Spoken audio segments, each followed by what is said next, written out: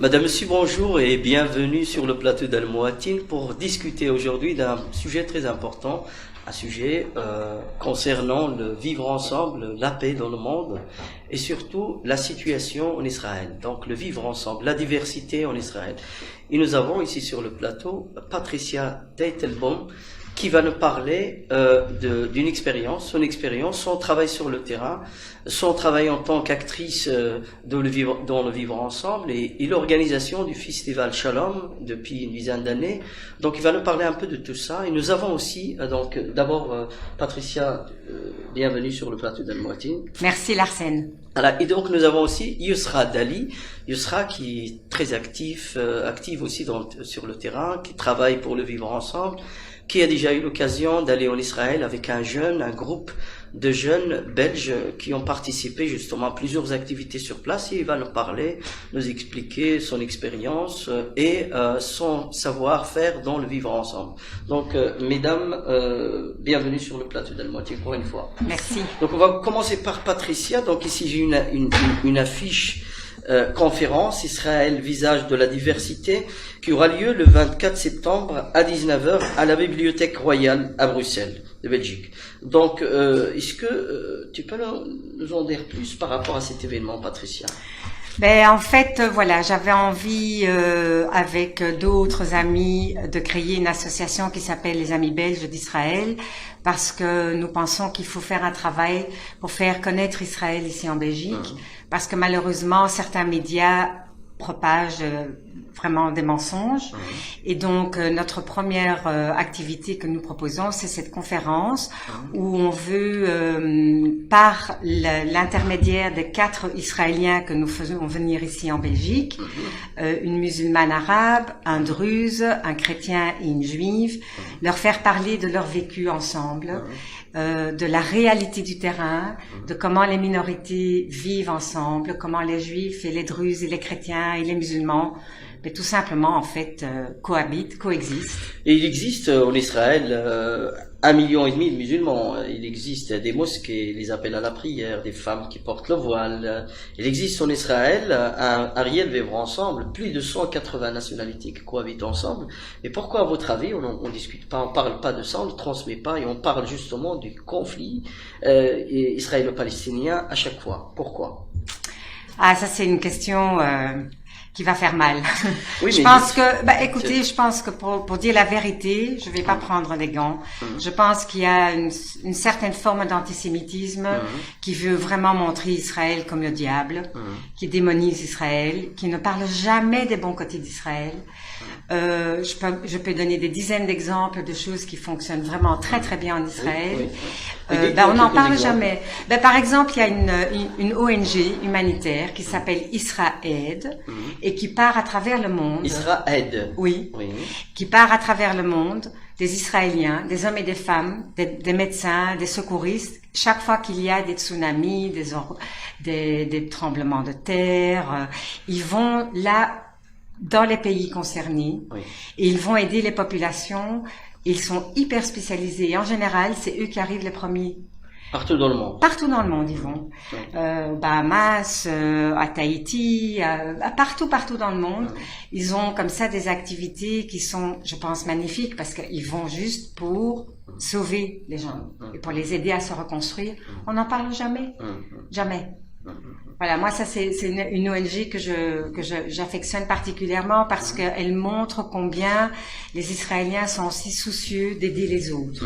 Alors vous avez aussi organisé, vous avez été avec des groupes différents en fait en Israël pour essayer de montrer ces exemples de vivre ensemble, de visiter les Druzes, visiter par exemple les Arabes israéliens, donc etc.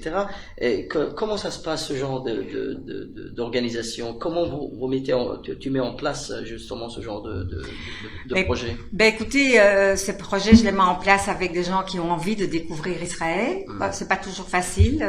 J'imagine que toi tu en parleras mieux que moi des appréhensions qu'on peut avoir de partir en Israël. Voilà, parce que l'image est tellement entachée, le nom d'Israël en soi déjà provoque un clivage énorme, alors que c'est un pays qui fait face à beaucoup de choses. Mais il n'y a aucun pays au monde arabe qui ne travaille pas avec Israël actuellement. Peut-être, mais c'est toujours très discret. Il y a une forme d'hypocrisie quand même. Hein. Oui, il y a une forme d'hypocrisie. Oui. Alors, Yousra, vous avez été en voyage en Israël avec un groupe de jeunes de Belgique, et vous avez fait en fait, je pense une semaine avec beaucoup d'autres jeunes venant de France, etc. Et vous avez visité, rencontré le président, vous avez été au ministère de la Défense, vous avez visité beaucoup d'associations qui travaillent sur le terrain, vous avez visité les mosquées, vous avez fait aussi plusieurs villes d'Israël. Est-ce que tu peux nous raconter un peu ton expérience avant d'aller en Israël et puis après avoir été en Israël?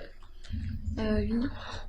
Bon, avant d'aller en Israël, c'est vrai que j'avais vraiment une mauvaise image. Tu peux vraiment y aller. Hein. En fait, je voyais beaucoup de vidéos et de photos via les réseaux sociaux. Beaucoup les réseaux sociaux, plus que les journaux. Et c'est vrai que je voyais ces personnes comme des assassins, des tueurs. Donc les Israéliens, des assassins. Ok. Des gens qui sont pas humains, des personnes qui sont pas humaines, quoi. Et quand je suis partie là-bas, avant d'aller là-bas, on va dire j'avais commencé à être pour le boycott. En tout cas, j'avais déjà mis un pied dedans. Le boycott d'Israël. Oui, avec BDS. Donc, je commençais à partager beaucoup tout ce qu'on mettait sur Facebook de BDS et tout. Évidemment, quand je suis partie là-bas et que j'ai vu que boycotter Israël, c'est boycotter les Palestiniens avec. Et des musulmans aussi. J'ai compris que voilà, que c'est pas la solution. Donc, que justement, si on boycotte Israël, il faut bien se dire qu'on boycotte aussi les Palestiniens qui, eux, viennent travailler en Israël et qui nourrissent parfois 3-4 familles là-bas, à Gaza. Vraiment, c'est déjà assez dur pour eux. Tu as été voir ça, toi, en Cisjordanie? Oui. Donc, on est parti, on a visité des usines. Donc, et en fait, il y a beaucoup de Palestiniens qui viennent travailler en Israël, qui sont contents de pouvoir avoir du boulot. Et souvent, la plupart du temps, les Palestiniens qui travaillent en Israël, ils nourrissent pas juste leur famille. Ils ont vraiment une grosse charge sur eux. C'est vraiment 3-4 familles à nourrir, parfois plus. Ils ont vraiment besoin, c'est une question de survie. Ils ont besoin de travailler en Israël. Donc c'est vraiment quelque chose de très très important. Donc on a visité plusieurs villes. Il y avait beaucoup d'Arabes. Donc, souvent... Tu as visité les mosquées aussi en Israël? Oui, magnifiques. Les mosquées, elles sont magnifiques. Mon coup de cœur, c'est la mosquée Al-Aqsa. C'est magnifique. Il y avait aussi la mosquée Al-Jazza, qui est une mosquée qui date de l'époque des Ottomans. Magnifique aussi. Elle a vraiment un charme. Quand on rentre dedans, on sent quelque chose. Je sais pas l'expliquer, mais c'est vraiment... on s'y sent vraiment bien, quoi. Et donc, les gens dans la rue, ils sont normaux. Il y a de tout. Des juifs qui pas habillés à l'européenne ou avec leurs vêtements traditionnels. Il y a des musulmans en non-voile, pas voilés. Donc, il y a vraiment un vivre ensemble, quoi. Et en fait, il y a personne qui regarde. Si je dois comparer ici en Belgique, les femmes voilées ici, elles sont agressées. Et en Israël, pas. Ce qui est quand même un peu choquant. Donc voilà. Et j'ai rencontré le président israélien. Il nous a D'ailleurs, tu lui as posé une question au président. Donc, oui, je lui ai demandé parce que j'ai posé plusieurs questions. Une des questions que j'ai posées, c'est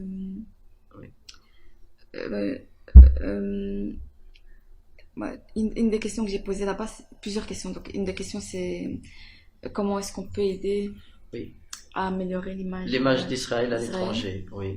À l'étranger. Et j'ai aussi parlé par rapport à la paix entre Israël et la Palestine.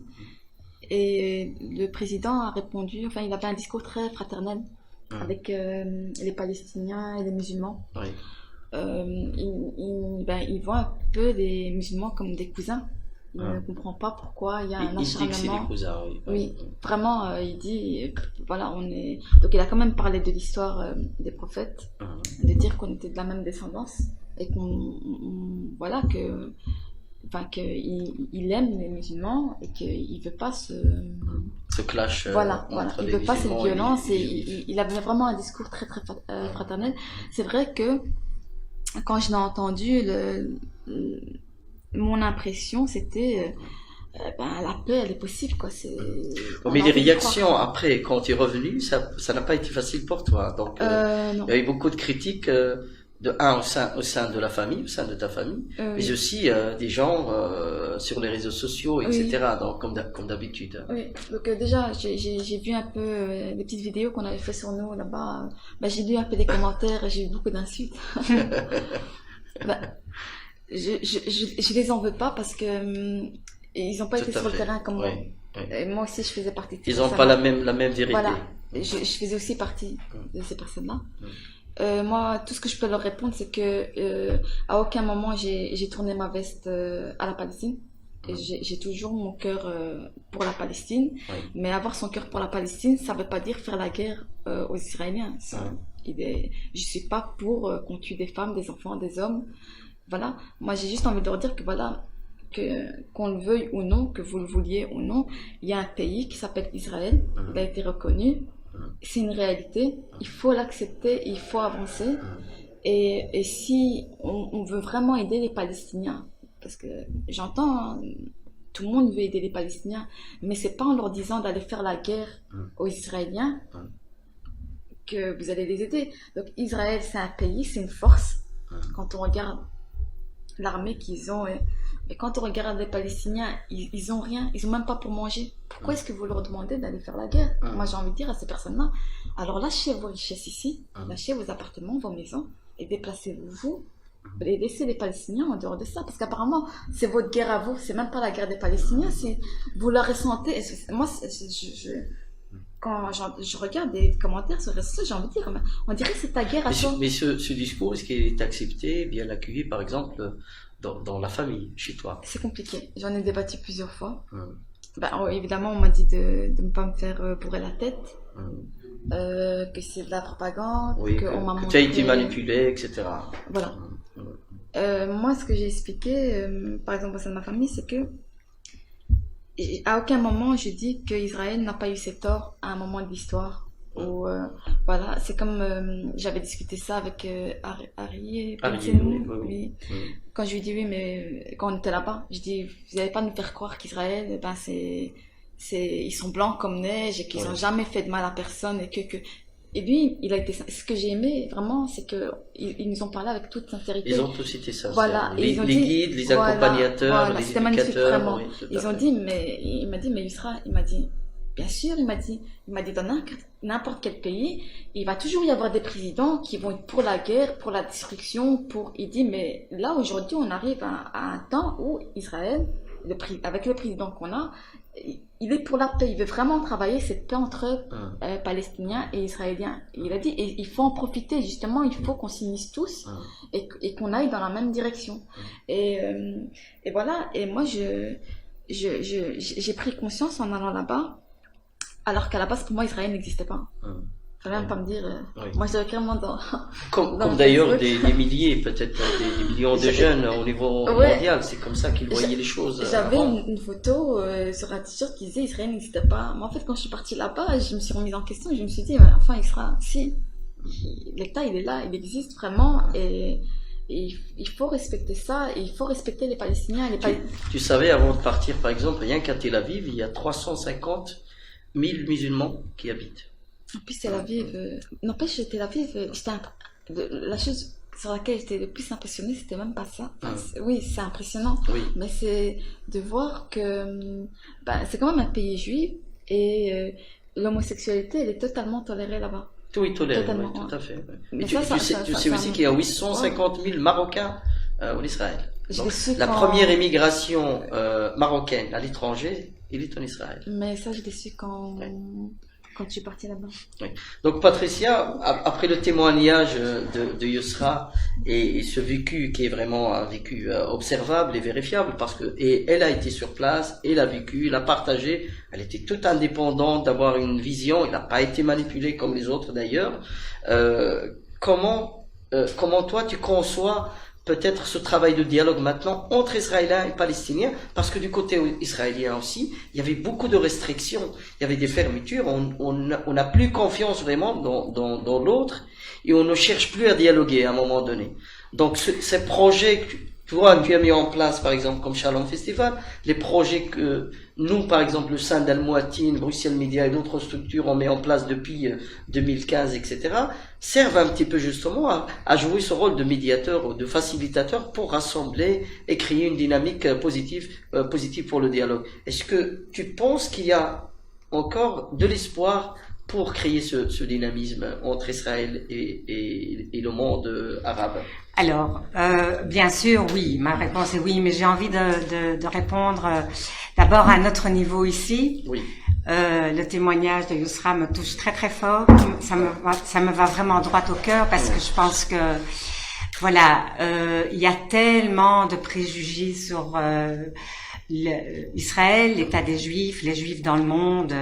Je veux dire, c'est quelque chose que nous portons en nous depuis la nuit des temps. Okay? Oui. Et donc d'avoir ce témoignage, ça me renforce dans ma volonté de vouloir continuer à faire le travail que je fais ici. Et puis j'ai envie de rebondir sur ce que Yousra a dit par rapport à BDS. Okay, BDS est un mouvement que je combats de toutes mes forces parce que c'est pas du tout un mouvement qui est pour la paix. BDS pour moi est un mouvement qui veut éradiquer Israël de la carte du monde. Il n'y a pas de dialogue possible avec des gens qui te disent, de la rivière jusqu'à la mer, la Palestine va être libérée. Parce que c'est ça qu'ils disent, ok? Quand on regarde sur leur site, quand on voit la façon dont ils représentent d'ailleurs la carte du monde, il n'y a pas de place pour Israël. Mais comment c'est faisable, vu qu'en Israël, il y a quand même 9 millions de citoyens? Oui, mais... Qu'est-ce qu'on fait avec ces 9 millions de citoyens? Non, ce que moi je veux dire, c'est que pour moi, BDS doit être combattu parce qu'il propage la haine. Mais éradiquer 9 millions de citoyens aussi, c'est un génocide, hein. Donc qu'est-ce qu'on cherche à dire? Moi je ne sais pas ce que BDS veut, mais BDS ne veut pas une coexistence entre Israël comme il est là et les Palestiniens. Vous savez, moi j'ai pas de honte à dire, je suis pro-Israël, pro-palestinien, pro-paix, ok? Je suis pro des trois. Moi, comment les Israéliens et les Palestiniens là-bas, à 4500 km d'ici, vont résoudre leurs problèmes, franchement, j'en sais rien, ok? C'est pas mon travail ici. Moi, mon travail ici, c'est de construire des ponts avec les musulmans, les Arabes qui vivent ici, en Belgique, avec les Juifs qui vivent ici, en Belgique, pour rétablir... Pour le vivre ensemble, pour le vivre ensemble en Belgique. Exactement, ensemble, etc. Exactement. Et je pense qu'au plus on propage la haine ici, au plus la haine se propage dans le monde entier, et y compris là-bas. Donc c'est pour ça que je dis, moi, j'ai pas de solution miracle. Honnêtement, entre nous, s'il y avait une solution miracle, je pense que et les Israéliens et les Palestiniens, ils l'auraient déjà trouvé. Oui. Je pense que c'est un problème très complexe. Mais on garde toujours cet espoir justement d'arriver à une paix. Il y a deux États palestiniens et israéliens qui cohabitent ensemble, qui travaillent ensemble, qui vivent ensemble. Bien sûr, bien sûr. Donc moi je suis pas là pour donner la leçon. Je pense que ce que les Européens font pour l'instant, c'est des donneurs de leçons. Ça me fait un petit peu penser à cette métaphore d'une belle-mère qui veut se mêler de la vie du couple de son fils et de sa belle-fille. Ça marche pas. Ça ne marche pas. Au contraire, ça envenime les choses. Et moi, je suis pour le contraire, pour dialoguer, pour apaiser, pour inviter les musulmans à nous rencontrer, à nous parler, à voir que nous ne sommes pas des assassins. D'où l'organisation de ce projet qui ramène un témoignage réel, d'une image réelle qui existe vraiment, une coexistence entre Arabes, entre musulmans, chrétiens, Druzes, etc. Qui vont venir ici le 24. et parler de leur témoignage, exprimer vraiment la manière dont ils vivent là-bas en toute tranquillité, en paix, voilà, ensemble. tout à fait, tout à fait. Et donc, les Amis belges d'Israël, c'est pas du tout, comme on pourrait le croire, une association juive. Nous avons des chrétiens, des gens qui sont sécularisés, des athées. On a de tout dans notre groupe. Et je pense que c'est ça qui est bien, parce que ça permet de répandre le dialogue et de répandre quelque chose de plus positif. Qu'est-ce que tu réponds à chaque fois aux personnes qui parlent toujours derrière tout ce qui se passe ici, il y a les sionistes qui sont vraiment des gens qui font des complots, des gens qui ne laissent personne travailler, des méchants de l'histoire. Qu'est-ce que tu peux leur répondre?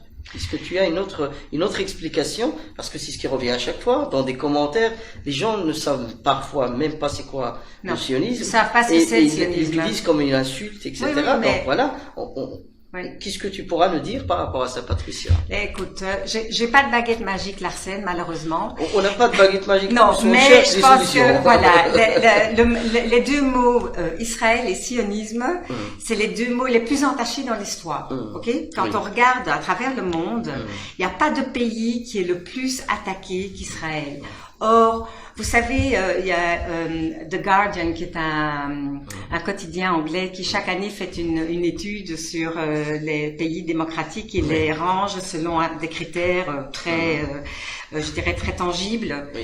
Ben, cette année, leur étude est sortie que la Belgique est venue en 31e position, pas mal, sur 150 pays qu'ils ont analysés. Eh bien, Israël est venu en 30e position. Donc, vous savez, la Belgique, elle est bien, on y vit bien, hein. Eh bien, quand même, en Israël, c'est mieux. Tout à fait. Les Arabes, les musulmans, tout le monde peut aller voter. Il y a des représentants de toutes les minorités à la Knesset, qui est le Parlement européen, le Parlement israélien. Je veux dire, c'est une vraie vie démocratique. Et donc, quoi dire à ceux qui répandent des mensonges sur Internet? Je pense que ceux qui tombent dans les pièges des mensonges, c'est les gens qui ne connaissent pas. Mais ça arrange qui, justement? Tu parles maintenant de ce niveau de vie qui existe en Israël, donc Israël qui est maintenant la 8e puissance mondiale, c'est pas n'importe quoi, c'est vraiment une force. À tous les niveaux. Donc on casse, on dit beaucoup de mal, etc. Mais ça progresse positivement au niveau de la prospérité économique, au niveau de beaucoup de choses. Est-ce que tu as vraiment quelque chose, toi tu es sur le terrain depuis des années, à essayer de dire à tout le monde, on n'est pas mauvais, on est bon, on veut travailler avec tout le monde, on est des êtres humains comme vous, venez main dans la main, etc. Est-ce que tu n'as pas quelque chose à leur dire aujourd'hui pour bien comprendre que Israël est un pays démocratique, tout simplement? J'ai pas de formule, ça dépend avec qui je parle, ce qu'ils me disent, parce que je vais quand même souvent parler avec des gens qui sont très anti-israéliens. Et en fait, le problème, je pense, des gens qui se disent pro-palestiniens, aujourd'hui, le problème, c'est qu'ils sont très anti-israéliens et pas tellement pro-palestiniens. Parce que s'ils étaient vraiment pro-palestiniens, je pense pas que ce soit Israël qu'il faudrait attaquer aujourd'hui en premier, qui traite le plus mal les Israéliens, les Palestiniens aujourd'hui, c'est pas Israël. Hein? Par exemple, quand la Syrie a massacré près de 20 000 Palestiniens, j'ai pas entendu un mot parmi les gens qui se disent pro-palestiniens. Ils sont pas venus manifester, ils ont pas dit que c'est une honte, ils ont rien dit du tout. Donc, à partir du moment où on se focalise que sur les Juifs par rapport aux Palestiniens, moi, je sais déjà que c'est de l'antisémitisme, Larsen. Malheureusement, c'est de l'antisémitisme. Mais est-ce qu'on sait aussi que beaucoup de Palestiniens sont soignés dans les hôpitaux israéliens? Bien sûr. Et les Syriens, depuis 2013, il y a plus de 5000 Syriens qui ont été des Syriens de la guerre en Syrie, qui ont été soignés dans les hôpitaux israéliens. On en parle?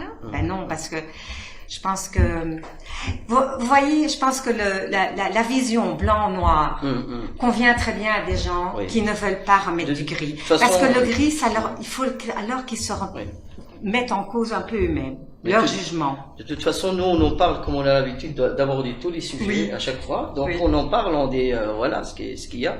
Et moi, je dis pas du tout qu'Israël est un pays parfait, hein. Mais je pense que, voilà. Il n'y a pas de pays parfait. Ça n'existe pas. Comme ne sont pas parfaits non plus. Voilà, nous sommes des êtres humains et, voilà. Et pour finir, Patricia, est-ce que tu peux nous donner plus de détails par rapport à la participation, à l'heure de départ de la conférence, etc. Merci Larsen. Alors la conférence a lieu le mardi 24 septembre à 19h30 à la Bibliothèque royale de Belgique, c'est juste à côté de la gare centrale.